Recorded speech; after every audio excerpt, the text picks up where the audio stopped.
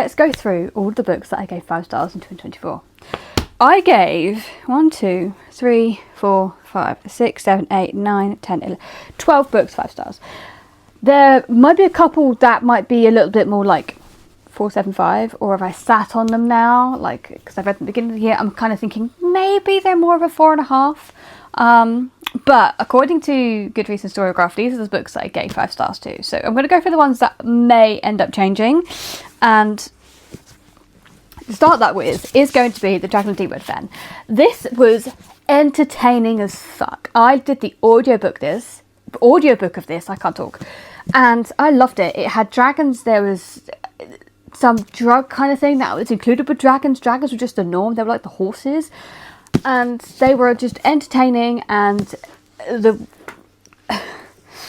but the caveat is, I think I read this beginning of the year on audiobook, and as I'm reading it, I did love it. Now I'm looking back and I'm like, I remember the bare minimum of this. I remember the bones of the story. I remember like certain scenes. This has my favourite trope in it, right? My all-time favourite trope, which is a spoiler because it happens right at the end, and I cannot tell you what it is. But it has my favourite trope in it. But I think I want to go back and tandem read this. Because that's also why I'm slowing down a little bit with my audiobooks. Because my attention is divided. And when I read this, I think I was just extremely tired. Work was a lot at the time. But I do remember enjoying it. There are certain scenes in here that I can't tell you because they are spoilers, that I was like, I really, really enjoyed. Characters were good. They were just, it was just incredible. But is it 5 stars for me? Is it a 5 star for me? The question, it's very close. Very, very close. Thinking back on it, actually, it might still be 5 stars. Just because of the ending. I'm keeping it's 5 stars. But this one definitely is going to be probably more like 4.75, 4.5, right?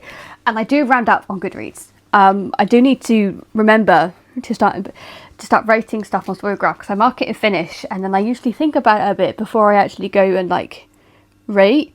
And the Goodreads, I can do that, but I forget to do it on Storygraph because I'm so bad at marking things. Sometimes I start a book and I finish it and I'm like, oh, I never marked that as I was reading it. Whoops.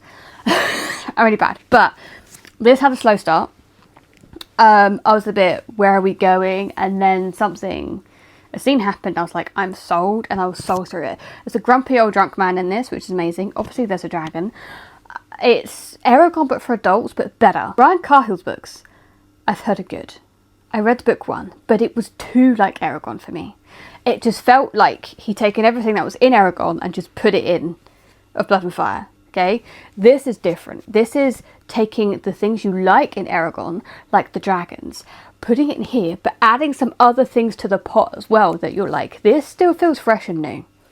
So, Dragon Rider by Taran Mathru was just incredible. But it's more of a 4.75 than 5 stars. Same as Kagan the Damned. Like, this made me laugh so much. I picked this up. I was in Planet, just browsing, and I went, it wasn't even this book. It was book 2. And I remember looking everywhere, this is a bugbear, on this, right? Even to the bloody author page, okay? Where he said that what he's written, there is nothing that mentions this is a series. I then started reading, and I went, this is a sequel. I then Googled, and it went, yeah, I was fucking correct. So I ordered the sequel. Luckily, they all come in this trade paperback hype, which is my preferred. I love a trade paperback, but this is just hilarious. Kagan is a renowned captain. He is in charge of looking after the royal children. Something happens, people invade, shit is going on, and the children, something happens. But he feels like he's damned, but he still goes on this quest to prevent all of this from happening. There's twists, there's turns. I laughed. It's very much like, if you like, I'm trying to think who he's kind of like. It's just, the humour would either be for you or it won't be for you, right? There's a lot of swearing in this. It can be a little bit crude. I like the dynamic between the characters, and it was just a ball of absolute fun. It was just a ball of absolute fun. But 4.75. but it's still entertaining, and you should also go read it. Now, we're going to go with, oh, what have I missed from, oh, I had no idea this was in here. I bought this secondhand on Vinted. When I say I did, my mum did it for me, but I just, anyway. Tainted Cup, easily 5 stars I've ever read. Entertaining. There was a mystery. There's a creepy magic. There's the magic system. Sherlock Holmes, but gender bent. What more is there not to like about the Tainted Cup? It's so entertaining. Like, I don't read these kind of books with the idea of trying to solve the mystery. I'm there to be entertained. I read it in a day. It was on audiobook, and I was like, this is cool. This is really fun. I love this. There's some, like, I want to say gay undertones going through this as well. It's just, everything was just so much fun, and the mystery, yeah, I just loved it, and I cannot wait for it too. That was easily 5 stars. Another easy 5 stars is if you make me cry, it's immediate 5 stars, right? This is just what you're going to get. I cried. I don't know what else to tell you. I cried. Right, this is not what I expected when I picked it up. I think it was just going to be a cool little fun little story, and I was like, cool, it was entertained. I love this so much that I did it on audio, that I ended up buying the physical. This is kind of like, you know, you're not, there's a Minotaur and there's a kid, right? The kid is an orphan, he's being manipulated by the guy who's looking after her, right? Then you get the Minotaur. Someone's crossed the Minotaur. She saves him. They grow a friendship. He is just like the kindest guy ever. But obviously he's still a Minotaur, so he can have these big strengths, right? It's like Hagrid from Harry Potter. It's the only one I can think to compare it to. But it's so different. It's so much better. Just amazingly better, right? Kindest guy ever. Will do anything for you. But he's ostracized because he's a Minotaur. People robbed him and he didn't fight back, and I'm like, he's 7 foot something, you're a scary monster, and you just the kindest guy ever. And it's their story. It's set in, I think it's 18th century, just double check this, yes, 1861 in London, and it's very much the theme. It's about their relationship. It's about what people perceive you as when you aren't really that, and it's just, everything was just perfect. And the relationship that happened between the Minotaur and the kid was just so perfect. And I just fell head over heels in love. And I did bawl my eyes out. I did cry. I did at the ending, I cried. So this is the, again, another easy 5 star. It's so, it's just the themes, and it's moving, and the way it's told. And you just feel everything that is happening, and it's just perfection. Another easy 5 stars was these 2 books, Lost War and The Bitter Crown. The Bitter Crown is, oh my god, Lost War was fucking entertaining. What? Oh, station books and the receipt, but station books bookmark. Anyway, what are the implications? Basically, what this series is about is what are the implications of a memory dry, which is like a druid magic system kind of person, right? What would happen if he ended up taking people's memories? What are the implications of that? Who are people? Do you know each other? Do you know him? Were you really in a relationship with him? Is that really what you wanted? Or is that the implication of the memory wiping thing that's happening? Not to mention that some people still do not like the magic users in this series.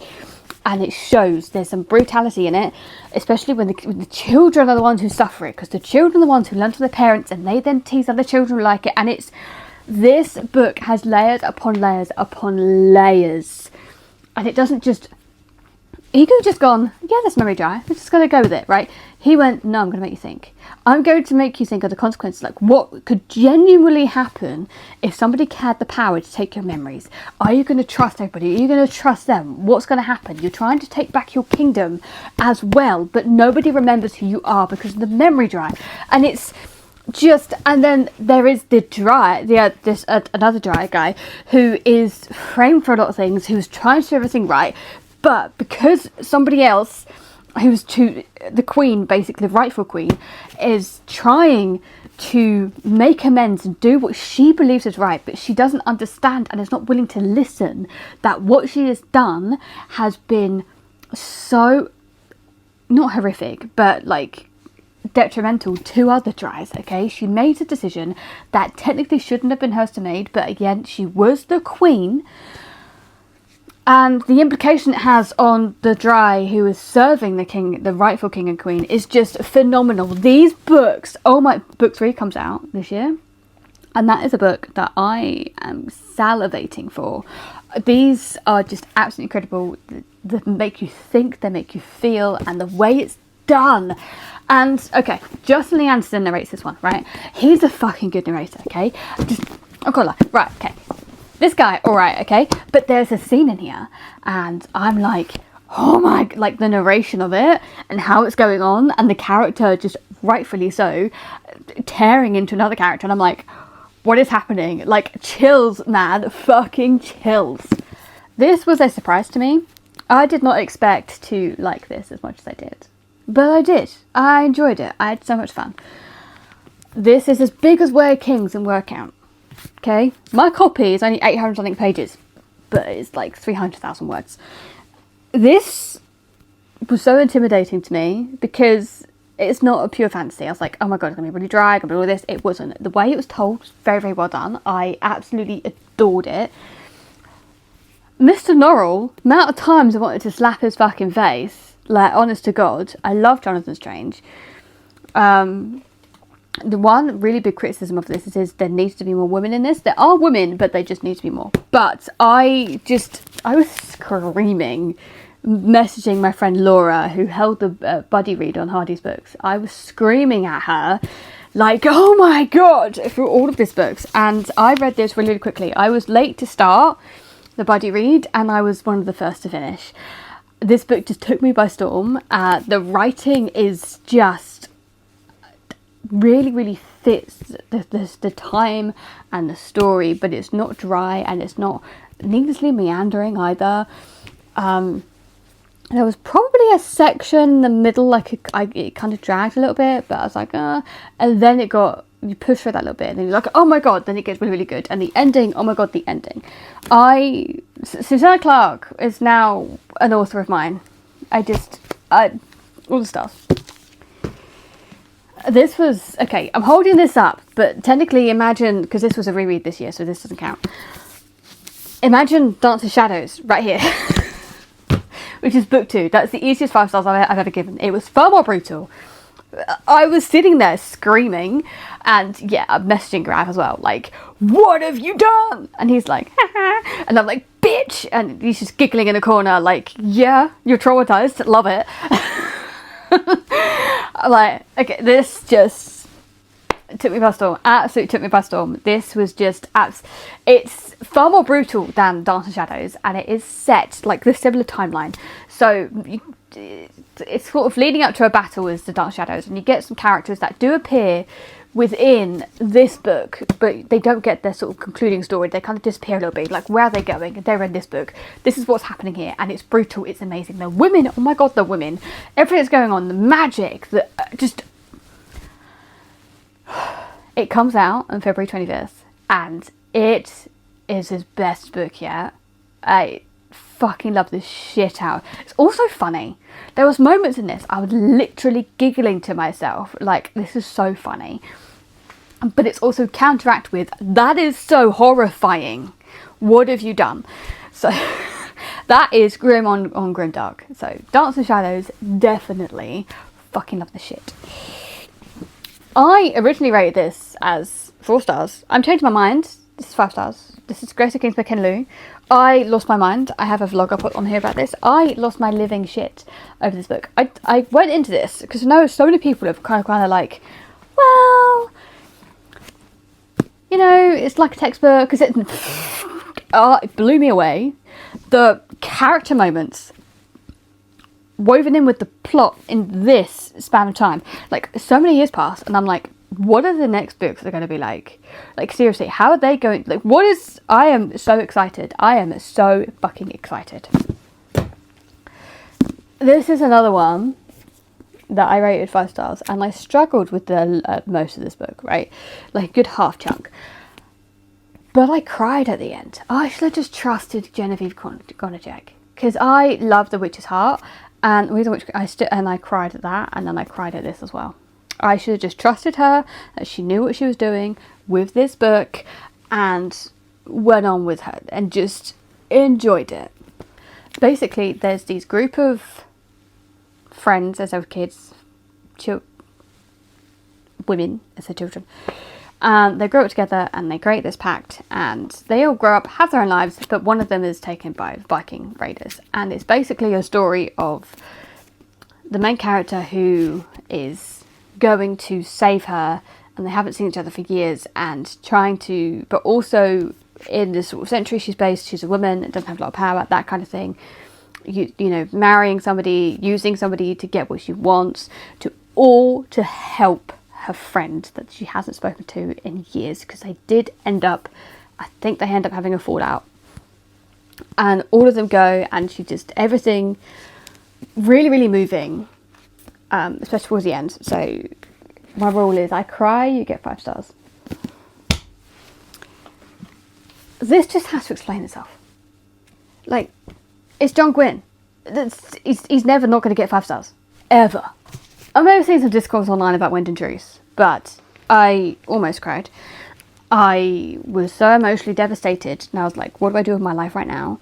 I cannot even bring myself to reread the series yet, because I'm just going to start crying because of what happened. Tell a lie, I think I did actually cry. It has its faults.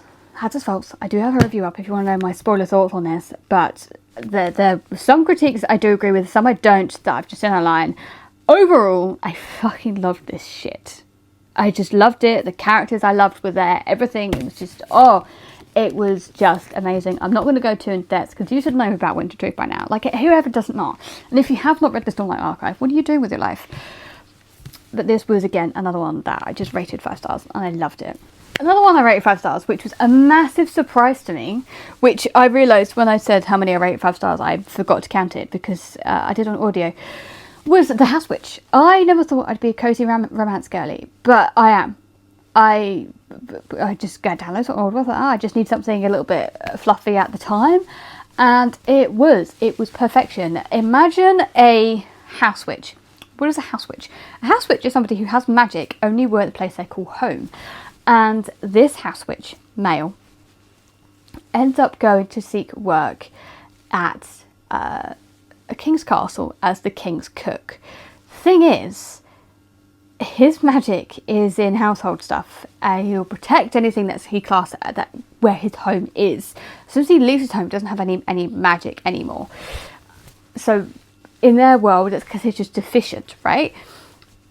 But he's this witch, nobody knows he's a witch, and he's creating all this amazing food and everything. Everybody's loving it, morale's risen up, everybody is just there, and he's trying to hide who he is from the king. The king's like, I know who you are, you're sus, but I won't tell anybody. If you do this, if you go, can you go do this? So he's more than just a cook. There's a cute little kitty familiar who ends up creating his own kitty gang, which is hilarious. So that is just, I read all 3. I think my opinion on the 3rd one is it goes slightly out of the cozy genre at the end, just because something happened. But I loved it. I loved the romance. It was forbidden romance in a sense, and it was just cozy. I never thought I'd like it, but the non-romance girly, but I did. I read all 3 in 3 days. Yeah. Possessed me. They just possessed me. So those were all the books I gave 5 stars to in 2024. Let me know what book you gave to 5 stars in 2024, and I'll see you in the next one.